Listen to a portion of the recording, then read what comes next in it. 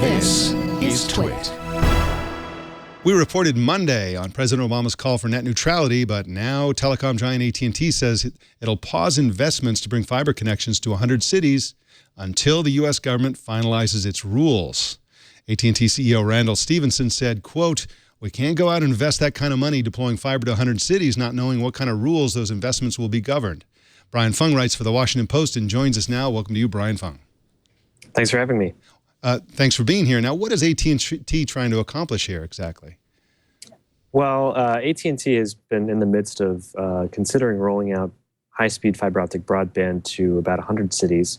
And in that respect, it's been in kind of a race with its competitor, Google Fiber.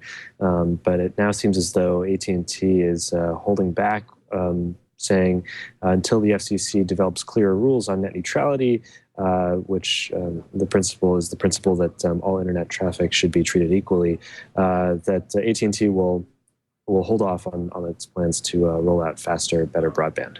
Randall Stephenson sounds like a big baby to me. It sounds like he's basically saying we were investing in all this stuff, and we really want there to be no net neutrality. We want to be able to charge what we want for better service and so on. And all the carriers are opposing absolute net neutrality and the reallocation of carriers of internet providers as common carriers.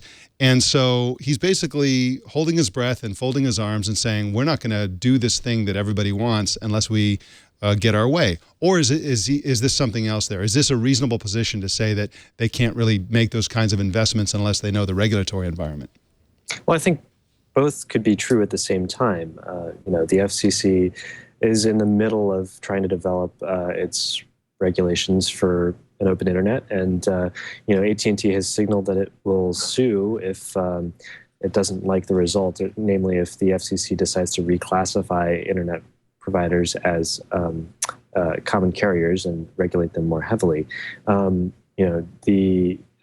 What AT&T and other broadband providers have argued is that they need the flexibility to develop new business models and find new ways of drawing in revenue, especially at a time when demand for broadband internet is going up, and that's putting pressure on them to find new ways of making money. Brian, you mentioned that AT&T is locked in a battle with Google and others. Doesn't this put them at a huge disadvantage? Aren't they essentially announcing to their competitors that we're just going to stop and let you go, you competitors go forward and get ahead of us? That's certainly a question and a concern. There's been some talk about just how serious a lot of these companies are at rolling out fiber optic broadband. Some have even characterized it as it's fiber to the press release, in that a lot of these companies say they're rolling out broadband or rolling out fiber optics, but haven't really made a concrete commitment. They need to. This is just sort of lip service.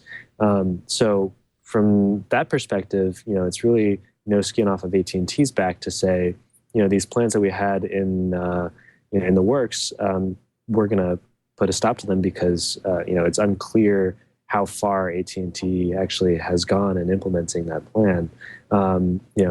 As for Google Fiber, Google's strategy here, you could say, is predicated on getting other internet providers to build out their own networks so that Google doesn't have to be the one to be building everything.